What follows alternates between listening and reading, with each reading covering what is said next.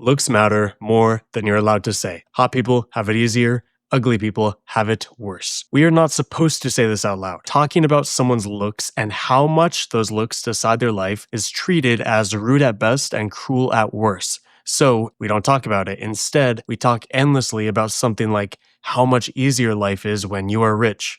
Isn't it weird how we go quiet when the same thing is true about being hot? So call me superficial, pile on the hate. It will not change the reality, the facts, and the data. And it will not change what you already do. If you are single and two people slide into your DMs, your messages, you go for the more attractive one 9 times out of 10. You walk into a restaurant, you look up, and an attractive person is serving you. The whole interaction is now much warmer. You are easier, kinder, more patient. But look up and see a face you would rate 2 out of 10, and something in you flinches before you can stop it. You might get a little stiff. You might even avoid looking them in the eyes.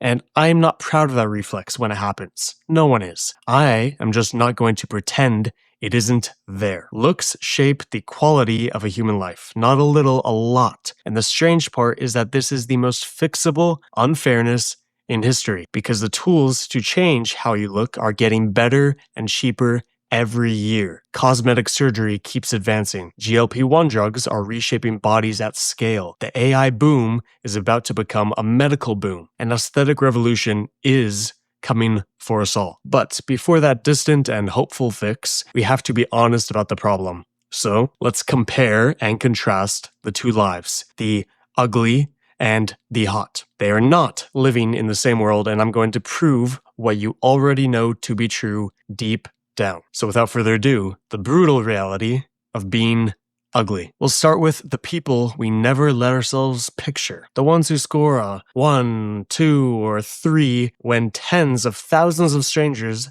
do the rating, which is what turns it from an opinion into something close to a fact. The world is cold to them early. Adults fawn over beautiful children and barely notice plain ones. In kindergarten, kids are already picking their partners, and the unattractive kids tend to get picked last or not at all. This shows up in the research again and again. Then the mockery starts. Let's be honest, children are merciless, and they have a brutal radar for any flaw. They find it and they say it. Every day for years. By the time a kid like that is old enough to ask someone out, they have already been told 10,000 times that they are not wanted, directly or indirectly. So, when a friend says, "Just be confident, man," their honest answer is, confident of what? The confidence was taken out of them before they even had a say. The worst of it comes at the age when crushes begin. Everyone around them is getting chosen, and they are not. They watch what it does for the chosen ones, and they slowly learn the lesson nobody should have to learn. That love and acceptance and being touched by someone who wants to touch you is for other people. That last one runs deeper than it sounds. I want you to understand that warm human touch is not a luxury, it is how we drain stress out of the body. A scared kid runs to a parent. A hurting adult runs to a partner. A hug actually works and heals. So now picture a life where nobody is reaching for you. The stress just sits there with nowhere to go. So you reach the dating age with 3 doors,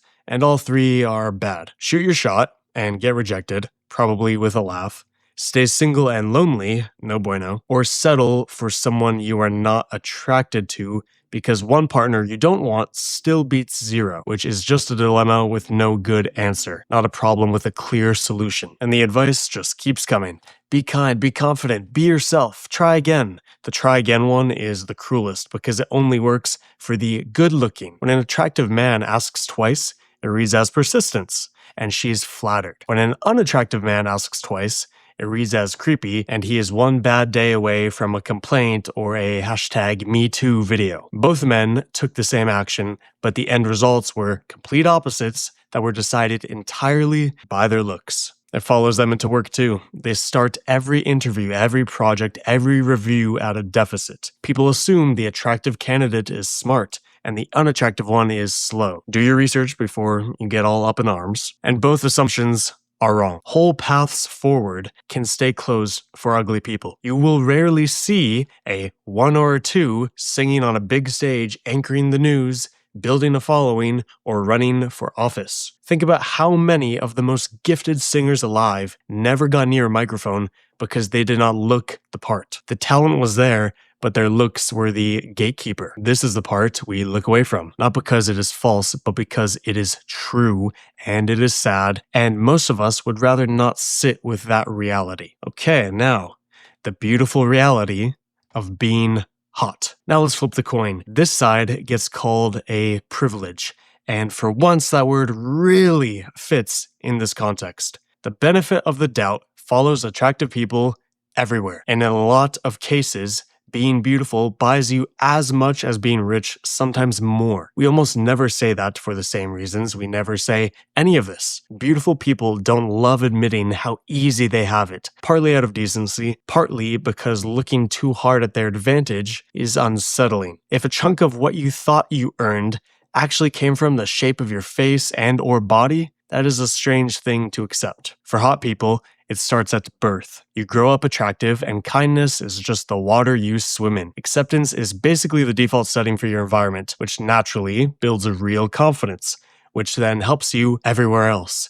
The one catch, though, is that you may never grow a callus for rejection because you so rarely get any. So the first genuinely cruel thing someone says can flatten you at 25 because it is your first time hearing it. Friendship also comes basically free. People walk up to you and want to be friends with you. You can open a conversation badly, and the other person will gladly carry it because being near a beautiful person is pleasant, and they want it to go well. You never have to truly learn how to make friends. You just kind of have them, which is a huge deal because friends are not just some nice side dish in life. A real support network lowers your stress, steadies your body, and catches you when life breaks. The attractive person grieves with 15 people around them, while often the unattractive person grieves alone. And yes, we're still going. People crush on you openly, often, and from people you actually want. The rom-com life, the one the movies promised all of us, simply happens to them. They date at their leisure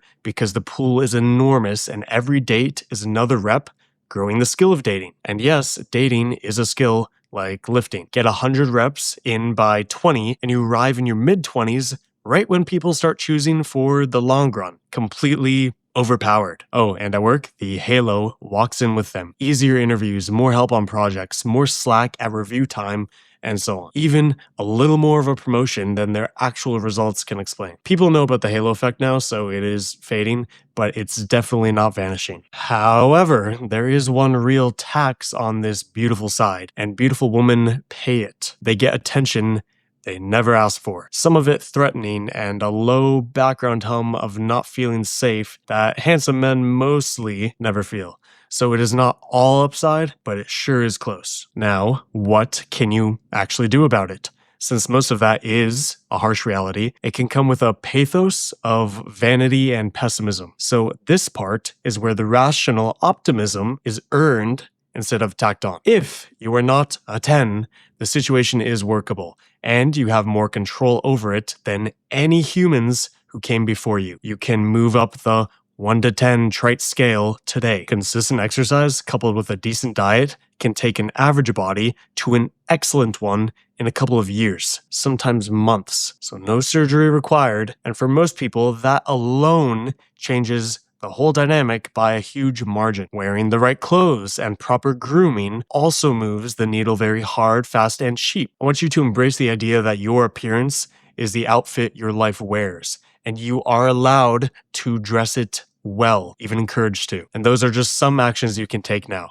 In the future, there will be many more. Safer surgeries that will keep dropping in price. Drugs that do what only surgery used to. Potential gene editing and age reversal further out, though not as far out as you think. Within 15 years, the floor rises for everybody, and whatever you look like now, you will be able to look like a sharper version of it. So call it false hope, but from what I have read, seen, and heard, it is true hope. The aesthetic revolution is coming, and it does not pick its winners at birth. Something that bugs me is that too many people think that loving yourself and wanting to change yourself are enemies. They are not. You can love the house you live in and still renovate it. Anyone who sneers that real self-respect means refusing to improve has it completely backwards. And I mean that. I suppose I should give you one warning so you don't oversell what looks can do. Beauty definitely gets you in the door. It even gets you the first 3 dates, maybe more hookups than most. But after a certain point, it gets you nothing. Plenty of stunning people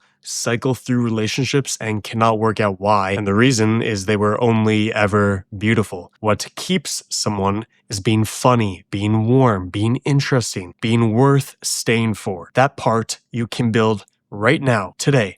No cosmetics and no waiting, just improving beyond your looks. And it compounds fast when it's actually a priority. If you are still with me, I think the case makes itself. Whether you like it or not, I believe this is the reality we all live in. Looks matter.